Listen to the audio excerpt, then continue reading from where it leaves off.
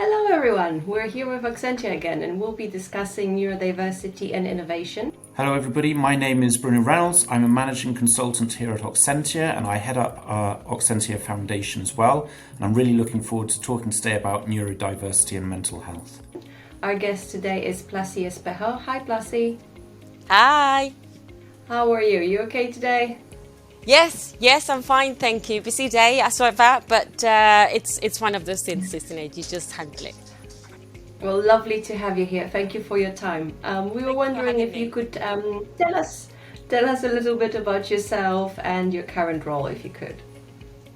Okay, so I suppose I'll start from the very beginning. I'm a graduate from Oxford Brookes. I did business management and I jumped straight into the business incubation and private equity sector with Oxford Innovation, where I kind of started my career doing some technology transfer programs, innovation, open innovation, working on innovation toolkits, everything related to innovation, as you can imagine. So that kind of gave me the basics of my career going forward. Moved on to partnership management, relationship management, and commercial property, science and technology parks, and also the other side of my work or my career is my voluntary roles, mentoring or coaching early stage companies, innovative startups, or simply leaders within some of those companies. So currently, I am an innovation coach, an innovation lead for a number of programs around the county, and I'm still very much linked to a couple of programs being a mentor and focusing around women in business and women in science and technology programs and kind of encouraging more kind of in that sector. Well, that sounds really impressive and interesting, which is not that often that we can see so in the world in general. So it's fantastic that we can have you here. Thank you very much.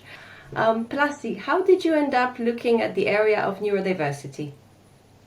I suppose like everyone else, out of curiosity, really, and you end up hearing it here and there, and it's either in the press, at work, in your environment, and so on.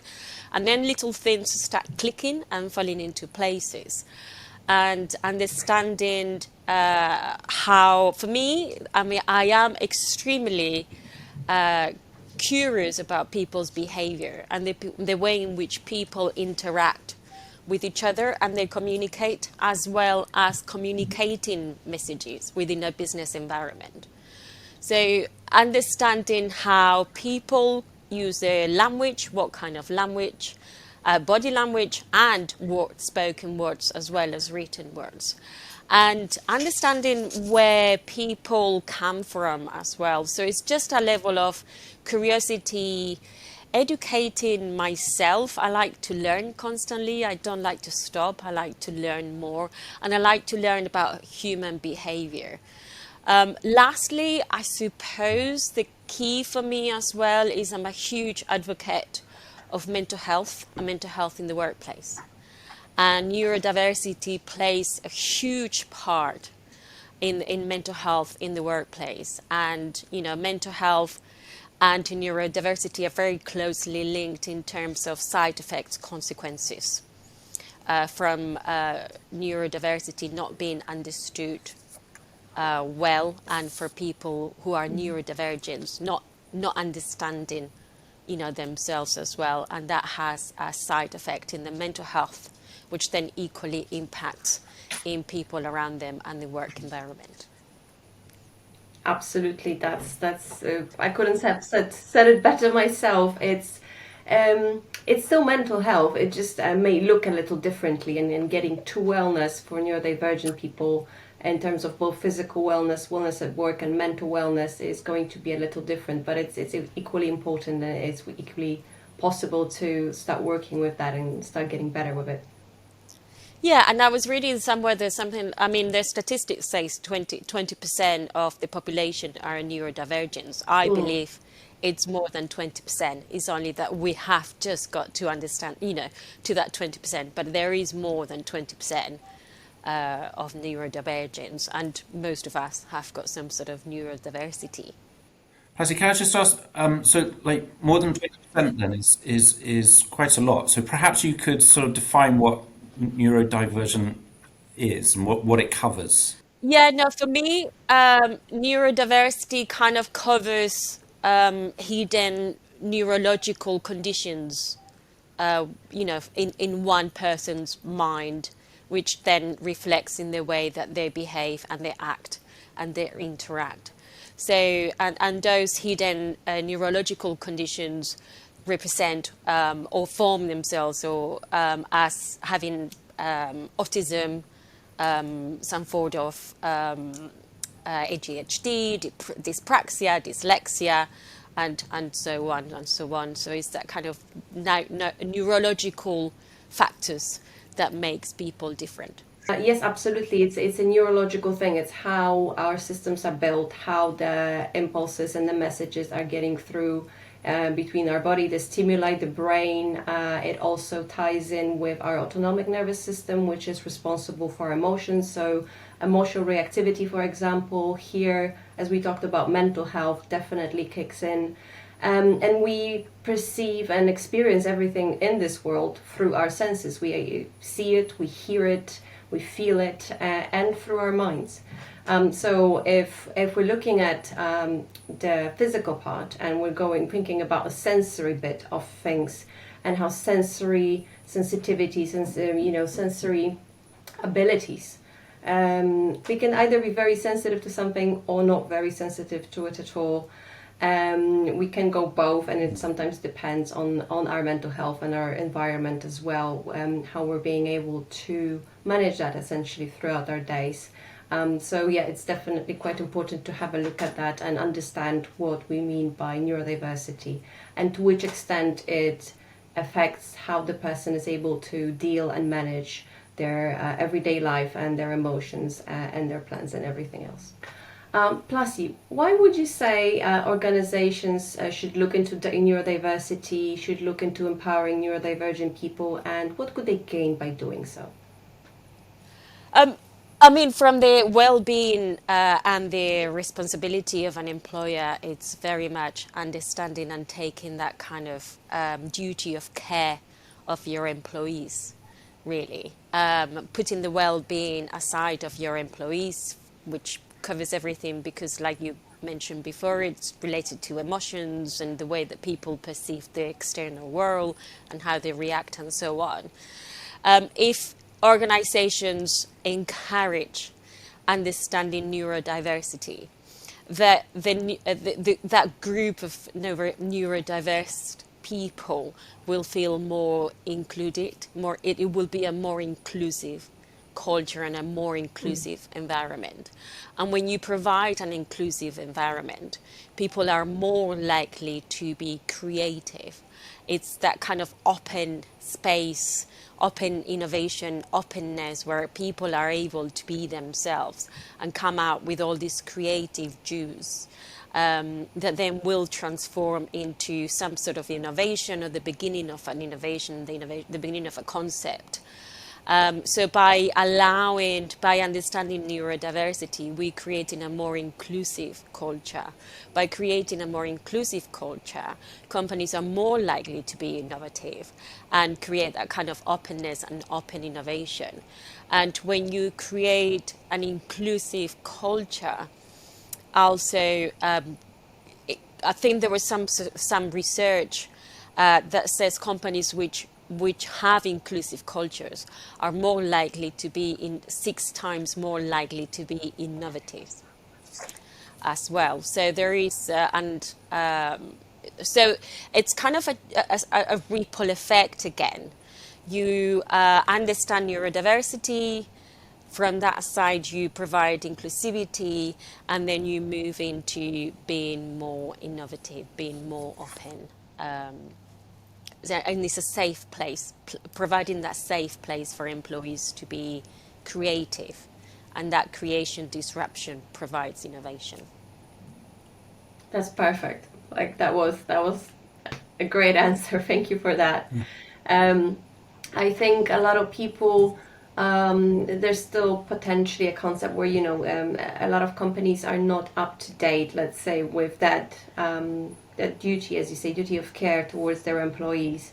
But we know that there's more and more companies that are aware of it. They are actually implementing things, and it's not all black. We're getting into the shades of gray, and we can definitely get some color in the future. And that's where we're trying to get here. Yeah, and I believe, if employers provide the environment, the safe environment for employees to be creative as they are and safe in a safe environment, in a safe manner, you will have reduced absenteeism. You will have increased productivity. There will be a happy, joyful environment where you will create that kind of loyalty from the employee towards the organization as well. And that happy environment where people will act and work as a team. So you will be stimulating that team culture as well. So there are a lot of benefits to providing that kind of safe environment for people to be able to be themselves and understand it. Once you understand neurodiversity, that's the key. When I was growing up, and this is where neurodiversity is very important, because you were expected to grow up and behave the same as everyone else. If you were different, you were treated differently. And at one point, you will have been treated in a not nice way, possibly in a negative way. And it's because everyone was expected to be boxed into a personality, a behavior, a career progression. I come from Spain. I was probably expected to get married, have 3 children, and be a good housewife. And we are in a very different environment. So that's the box concept, is that kind of everyone gets boxed into a behavior, standard, career prospect, family life, and so on. And that's kind of where understanding neurodiversity is key, because we're all different. We all behave different. We're genetically not identical. I have genetic, so I have DNA. My DNA is very different to other people's DNA. And the same as our DNA is different, our neurodiversity is different. Our thinking is different. Our behavior is different. And it's that kind of eliminating that kind of boxing everyone in a certain behavior that will allow us to start allowing people to behave the way they are supposed to behave. And they are supposed to come out with all these creative ways of doing things, but we just box them into specific behaviors.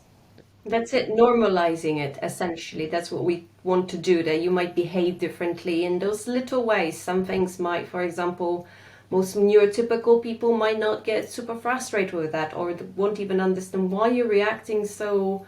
I think neurodivergent people, because they care so much, because they go so deeply into the things that bring them that dopamine and that joy, we tend to be attached to it, and our emotions are going to be a bit more intense about things that, for most people, probably not a problem at all. They wouldn't even probably conceptualize that it could be a problem, but for another person, it might be a massive problem, and also not making people feel bad about it, give them time to process and come to the realization that, well, actually, if you look at it that way, it might not be a problem at all. We can solve it as a team, and that's team working. But if we exclude that person and we just write them off and, well, they're weird and they always get, overstressed about these things, well, perhaps we can address how we do these things or include that element into our working systems and programs, so the person doesn't get that overwhelmed with it, and we can try to find ways to normalize that it's okay to be a little different, react differently, behave, speak, even sit differently. I mean, I don't sit like, a normal person, legs down. My legs are always in a pretzel. I change position because of my proprioception. I need that extra feedback, because I am a bit hypo and I need to get a bit more movement, to get more feedback from my environment, from my chair, from the desk. and I move around a lot. And, you know, for some people it might look strange. Why is this person next to me moving around all the time? But does that really matter in the end? Like, if they're a good person, they're trying to work as a team and be innovative and contribute something to the effort that, you know, everybody at the company is trying to contribute to. Should it really matter? Because it does not. I think, all in all, but should it matter in our ways of thinking? It should not. We should be able to normalize it, and therefore, through that, as Placi is saying, enable that innovative, creative thinking, because people will feel a bit more safe to be themselves and be authentic, and that authenticity is needed for innovation, I think. And also from a communications point of view, if you stop people communicating in their personal, organic, natural way because you don't understand how they do it, or you're not exposed to it, or you haven't been educated, you're suppressing that voice, the voice of communicating the message, the voice, and you suppressing as well by kind of turning down their behavior and their personality and trying to put them back in that box. You're suppressing their emotions. So you're suppressing the way in which they communicate, you're suppressing the way in which they feel. You're not encouraging them to be creative and innovative. You are kind of locking that possible innovation that might contribute and is one of your assets to the company. Placi, can I ask a question about awareness? So, in your experience, how aware do you think sort of company management or leadership teams are of the extent of neurodiversity in their workforces? And if they are aware of it, do they see that primarily through a lens of this is a problem that needs to be managed, or as an opportunity that can be taken advantage of? Okay, so I think from dealing with or working with leaders, I don't think there is still understanding of the full extent of neurodiversity within individuals and the workplace. And neurodiversity, you know, comes with mental health and well-being and so on. So it will always just trickle down to the HR departments and policies and so on. I do, however, work with a company who are very aware of themselves being neurodivergent. And they in the first meeting that I had with them, they told me about the way in which they see things, you know, and they relate colors to people to colors, and that's how they associate people, whether they're red, yellows or blues. So then themselves, but that's only because they are aware of their neurodiversity themselves, and they were the first team of managers in 20 odd years that I've been working on and off around the Oxfordshire ecosystem. They're the first team of managers that have actually said to me this. So, you know, again, it's down to people thinking that they're just quirky and different, you know, weird tends to be used a lot and so on.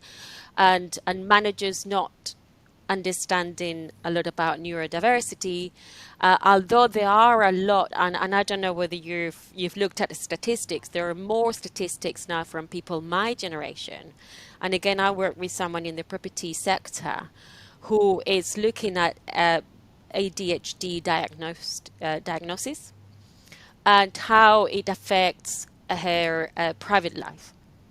So, you know, we are looking more at personal levels that kind of, so, as individual people, not as people within a company and a part of the culture.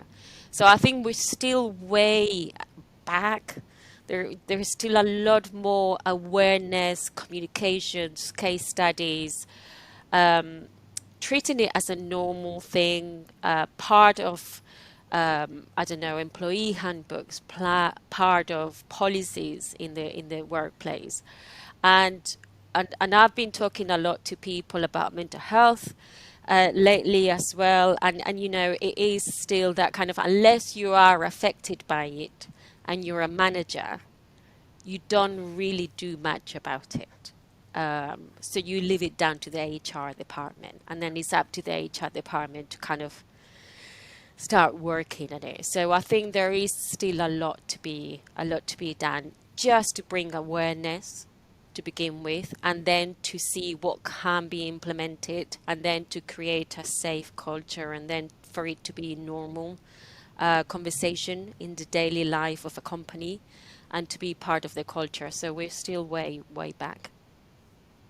Sure. So there's a lot of things companies could do. If there was one thing that you could, point out as this is the most important thing, or to get started, this is what you should do I first. think talk.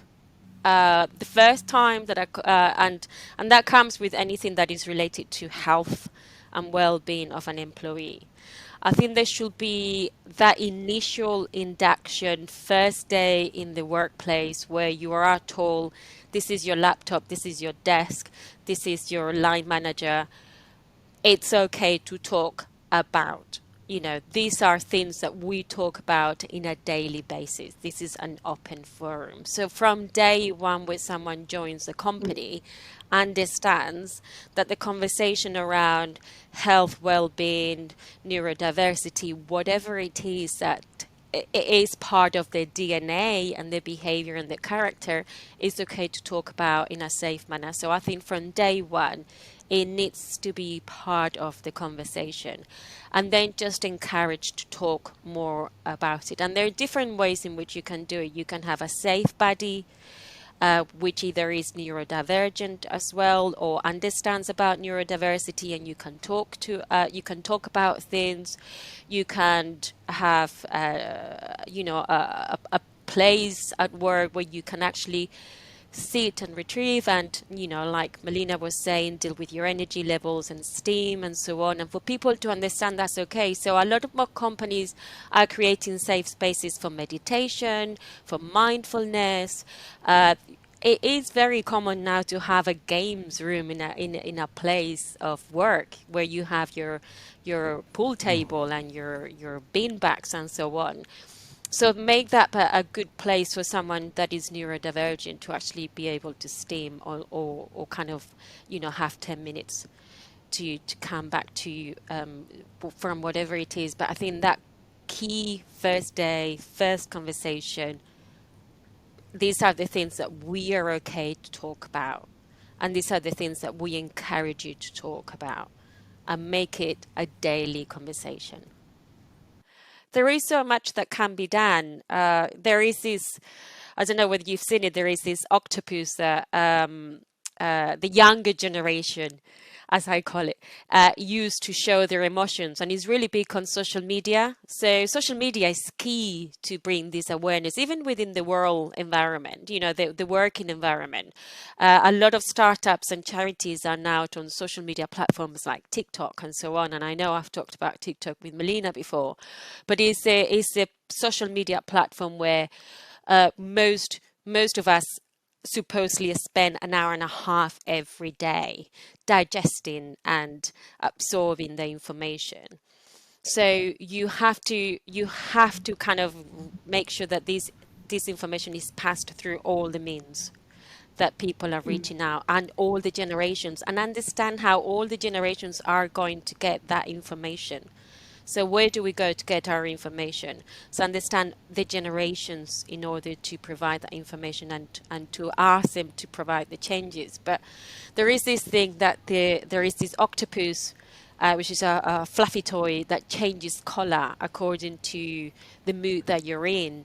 And that's a great way of just giving someone a tool to say, who's not able to vocalize, or hasn't got the kind of the strength, or is able to do that, just to actually get this toy and change the color to say, today I'm purple. So if you were to look at me today I'm having a blue day. Today I am not very happy and I'm not very joyful, but I'm just getting through the day. And that's actually how I am feeling today. I didn't wake up in a joyful mood. I woke up in a kind of a little bit of a grey mood. So if I had an octopus, I will be able to put it outside this kitchen door for my son to see when he comes down the stairs that today is not a good day. And I think there are very many tools that can be very easily provided to employees to actually relate that message if they're not able to do it themselves.